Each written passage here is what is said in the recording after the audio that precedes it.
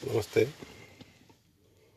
आज हम राजस्थान में बेरोजगारी समस्या के ऊपर चर्चा करेंगे। सर्वप्रथम बेरोजगारी समस्या का अध्ययन करने से पहले यह जानना जरूरी है कि बेरोजगारी का अर्थ क्या है और इसको क्या परिभाषा है। बेरोजगारी से तात्पर्य है जब कोई सक्षम व्यक्ति प्रचलित मजदूरी की दर पर काम करने का इच्छुक हो पर उसे रोजगार ना मिल रहा हो तो हम उसे बेरोजगारी की स्थिति कहेंगे। अर्थात जो प्रचलित मजदूरी की दर है उस पर काम करने के इच्छुक व्यक्ति को यदि रोजगार नहीं मिलता है तो हम उसे बेरोजगार कहते हैं। श्रम शक्ति, बेरोजगारी और रोजगार से संबंधित कुछ धारणाएं हैं जिसके बारे में सबसे पहले चर्चा करेंगे। भारत में श्रम शक्ति, रोजगार और बेरोजगारी संबंधित आंकड़े इकट्ठा करने का दायित्व राष्ट्रीय सैंपल सर्वे ऑफिस को है, जो भारत के सरकार के सांख्यिकी एवं कार्यक्रम कार्यान्वयन मंत्रालय के नियंत्रण में काम करता है। NSSO की स्थापना 1950 में हुई थी। जब से यह संस्था देश में रोजगार व बेरोजगारी के आंकड़े प्रति 5 वर्ष में एक बार एकत्रित करता आ रहा है। NSSO के अलावा भारत सरकार के श्रम व रोजगार मंत्रालय के अधीन कार्यरत श्रम ब्यूरो भी वर्ष 2009 से रोजगार बेरोजगारी के आंकड़े एकत्र करता है। तो बेरोजगारी की अवधारणा को व्यापक रूप से समझने के लिए NSSO द्वारा कुछ परिभाषाएं दी गई हैं, जिसमें श्रम शक्ति में नहीं एवं बेरोजगारी दर महत्वपूर्ण है। वे क्या होती हैं, उसकी परिभाषाएं क्या हैं, इसके बारे में हम बात करेंगे। पहला, श्रम शक्ति, लेबर फोर्स। श्रम शक्ति में 15 से 59 वर्ष के आयु वर्ग के 2 प्रकार के लोग शामिल होते हैं। वे सारे लोग जो रोजगारशुदा हैं, इसे कार्य शक्ति कहते हैं, और दूसरे वे लोग जो रोजगार की तलाश में हैं और कार्य करने को तत्पर हैं। सेकंड है श्रम शक्ति में नहीं। ऐसी श्रेणी में ऐसे व्यक्ति भी आते हैं जो तो ना तो रोजगारशुदा हैं और न ही रोजगार की तलाश में हैं। ऐसे लोगों को श्रम शक्ति के बाहर माना जाता है, उनको बेरोजगार भी नहीं माना जाता। ऐसे लोग रोजगार बेरोजगारी के आंकड़ों से भी बाहर होते हैं, जैसे अध्ययनरत छात्र, घरेलू कार्य में लगे व्यक्ति, बीमार व अक्षम व्यक्ति आदि। तो इसके आधार पर बेरोजगार व्यक्तियों की संख्या क्या हुई? श्रम शक्ति में से यदि हम रोजगार शुदा व्यक्ति और कार्य शक्ति को यदि घटा दें तो हमें बेरोजगारों की संख्या प्राप्त हो जाएगी। इसी प्रकार से बेरोजगारी की दर हम कैसे निकालेंगे?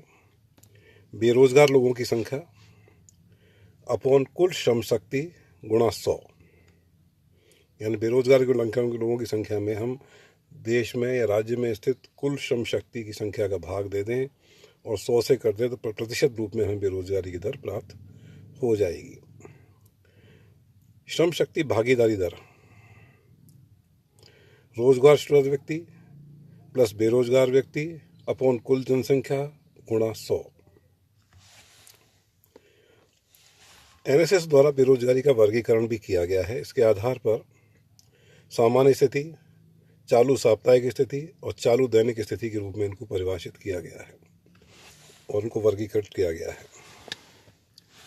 सामान्य स्थिति,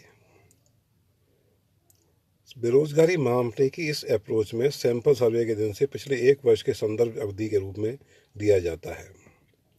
अर्थात इसकी गणना पिछले 365 दिनों के संदर्भ में की जाती है।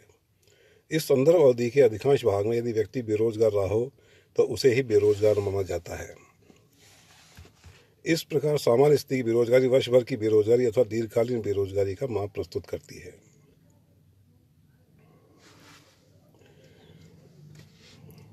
दूसरा है चालू साप्ताहिक स्थिति।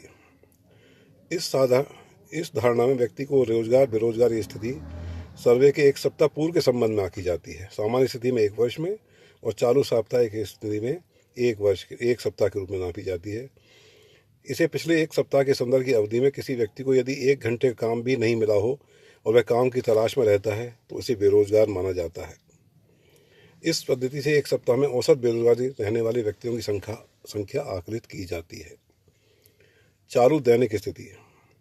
इस माप में व्यक्ति के रोजगार बेरोजगारी स्थिति को सैंपल सर्वे के पिछले 7 दिनों में प्रत्येक दिन के संदर्भ में गिना जाता है। जो व्यक्ति किसी भी दिन कम से कम 1 घंटे लेकिन 4 घंटे से कम अवधि के लिए काम कर पाता है तो उसे आधे दिन के लिए काम करने वाला गिना जाता है। यदि वह किसी एक दिन में 4 घंटे से अधिक समय के लिए काम करता पाया जाता है तो उसे पूरे दिन के लिए काम करने वाला गिना जाता है। इस प्रकार की चालू दैनिक स्थिति गणना NSSO के 27वें राउंड में 1972-73 में जो हुआ था उसमें की गई थी। अब बेरोजगारी के प्रकार। बेरोजगारी कई रूपों में हमारे सामने आती है। उसके प्रमुख रूप निम्न प्रकार हैं: चक्रीय बेरोजगारी, प्रतिरोधात्मक बेरोजगारी, संरचनात्मक बेरोजगारी, खुली बेरोजगारी, छिपी बेरोजगारी, अल्प रोजगारी, मौसमी बेरोजगारी इत्यादि। तो सर्वप्रथम चक्रीय बेरोजगारी। सामान्यतः इस प्रकार की बेरोजगारी विकसित अर्थव्यवस्था में पाई जाती है। इसका संबंध अर्थव्यवस्था मंदी की स्थिति से है। विकसित अर्थव्यवस्थाओं में व्यापार चक्रों के कारण अर्थव्यवस्थाएं बारी बारी से मंदी और संपन्नता के दौर से गुजरती हैं। संपन्नता के दौर में आर्थिक गतिविधियां, उत्पादन, आय व रोजगार अपने उच्च स्तर पर होते हैं। इसके विपरीत मंदी के दौर में आर्थिक गतिविधियां, उत्पादन, आय व रोजगार का स्तर गिरता हुआ होता है। इस प्रकार अर्थव्यवस्था में मंदी के दौर में रोजगार का स्तर गिर जाता है और व्यापक बेरोजगारी की स्थिति पैदा हो जाती है। सन 1929 में सारे संसार में विशेषकर विकसित देशों में महामंदी की स्थिति आई थी, जिससे भारी मात्रा में बेरोजगारी की स्थिति पैदा हो गई थी। अर्थात चक्रीय बेरोजगारी विशेष रूप से मंदी की स्थिति से संबंधित है और यह कीन्स के अनुसार मंदी की अर्थव्यवस्था में समग्र मांग की कमी के कारण उत्पन्न होती है। अर्थात चक्रीय बेरोजगारी का प्रमुख कारण जो कीन्स ने बताया वो ये बताया कि समग्र मांग में कमी आने के कारण ये बेरोजगारी उत्पन्न होती है। दूसरी है प्रतिरोधात्मक बेरोजगारी। इसका संबंध भी मुख्यतः विकसित पूंजीवादी अर्थव्यवस्थाओं से ही है। यह अस्थायी बेरोजगारी की स्थिति है। यह प्राय जब खड़ी होती है तब उत्पादन की तकनीक में व्यापक परिवर्तन आ रहे हों और जिसमें पुरानी तकनीक से काम में लेने वाले उद्योग बंद हो रहे हों। उस समय नई तकनीक के साथ नए उद्योग लगे रहे होते हैं, जिससे रोजगार के नए अवसर खड़े होते रहे होते हैं। इसे संक्रमण का दौर कहते हैं।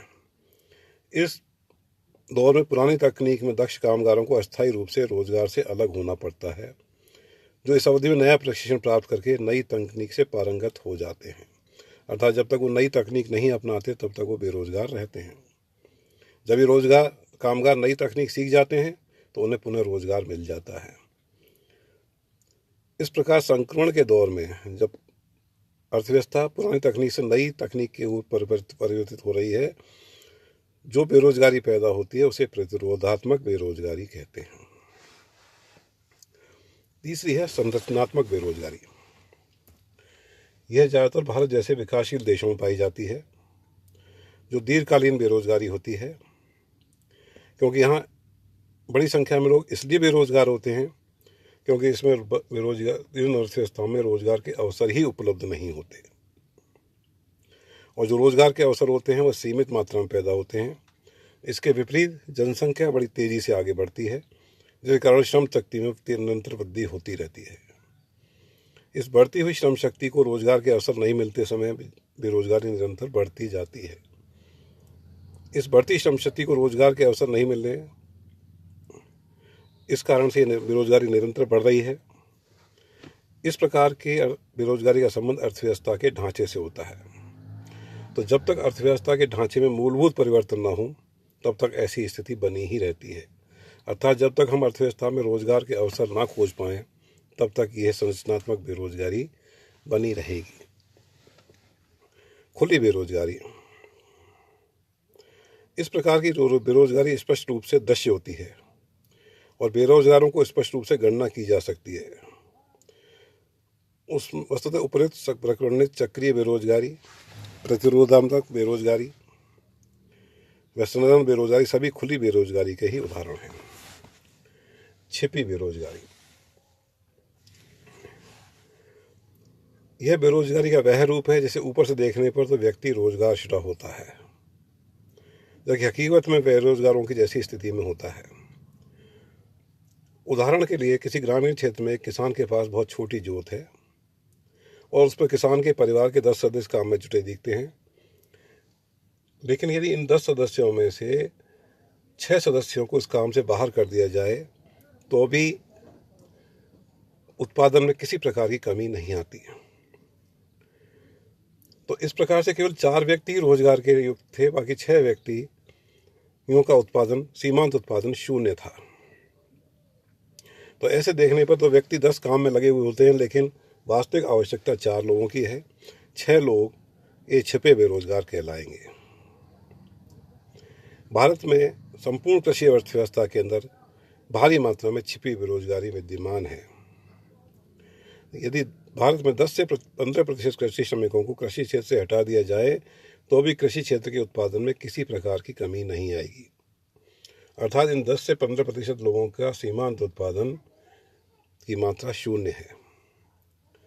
अल्प बेरोजगारी। अल्प बेरोजगारी उसे स्थिति कहते हैं जब कोई व्यक्ति अपनी क्षमता, योग्यता एवं दक्षता के अनुरूप कार्य में न लगकर ऐसे कार्य में लग जाता है जिसमें उसका उत्पादन व आमदनी उसकी क्षमता, योग्यता एवं दक्षता के अनुरूप न होकर उससे कम होती है। यदि ऐसे व्यक्ति को यदि उसकी क्षमता, योग्यता एवं दक्षता के अनुरूप कार्य मिले तो वह अधिक उत्पादन में सहयोग प्रदान कर सकता है। उदाहरणार्थ, एक पूर्ण प्रतिशत ऑटोमोबाइल इंजीनियर को उसकी योग्यता के अनुसार नौकरी नहीं मिलने के कारण वह मोटर गैराज में मोटर मैकेनिक का कार्य कर रहा है, जहां उसकी पूर्ण प्रतिभा का उपयोग नहीं हो रहा है। तो इसे हम अल्प रोजगार की स्थिति कहेंगे। इसी प्रकार कुछ उद्योगों में कामगारों को पूर्ण फुल टाइम कार्य न मिलकर पार्ट टाइम काम मिले तो इसे भी अल्प रोजगार ही कहेंगे। मौसमी बेरोजगारी। मौसमी बेरोजगारी उसका जॉब कहते हैं जब लोगों को साल भर नियमित काम न मिलने के बजाय किसी मौसम विशेष में ही कार्य उपलब्ध होता है। तो इसका अर्थ है कि ऐसे व्यवसाय में लगे लोग साल के एक भाग में बेरोजगार ही रहते हैं।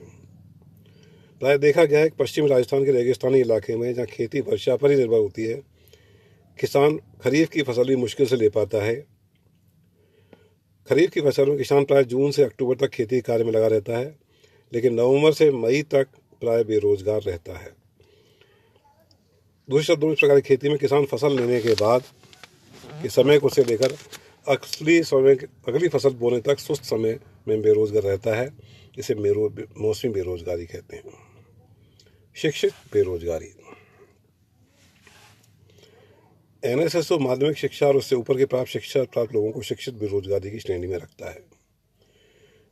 इस श्रेणी के कुछ लोग खुली बेरोजगारी की श्रेणी में आते हैं, कुछ लोग अल्प रोजगार की स्थिति में आते हैं। शहरी क्षेत्र में शिक्षित बेरोजगारी एक गंभीर समस्या है, लेकिन शिक्षा के व्यापक जैसा जैसे प्रसार बढ़ता जा रहा है, ये समस्या ग्रामीण क्षेत्रों में भी उत्पन्न तेजी से बढ़ती जा रही है। जब तक देश की अर्थव्यवस्था में औद्योगिक क्षेत्र का तेज गति से विकास नहीं होता, शिक्षित बेरोजगारों की समस्या का कोई हल नहीं है। और प्रौद्योगिक बेरोजगारी, टेक्नोलॉजिकल अनएम्प्लॉयमेंट। उत्पादन तकनीकों में निरंतर परिवर्तन आधुनिक युग की विशेषता है। औद्योगिक क्षेत्र में ऐसी नई नई मशीनें आ रही हैं जिसमें श्रम का बहुत कम उपयोग है। दूसरे शब्दों में, उत्पादन की श्रम गहन तकनीक के स्थान पर पूंजी गहन तकनीकों का प्रयोग होने लगा है, जिसमें रोबोट, ऑटोमेशन, आर्टिफिशियल इंटेलिजेंस जैसे अति आधुनिक तकनीक कारण भारत में सूचना प्रौद्योगिकी जैसे उदयमान क्षेत्र में भी बेरोजगारों की समस्या उत्पन्न हो गई है। सेवा क्षेत्र जैसे बैंकिंग, इंश्योरेंस आदि में कंप्यूटर के व्यापक प्रयोग से रोजगार के अवसर कम हुए हैं। तो ये कुछ बेरोजगार की किस्में थी। धन्यवाद।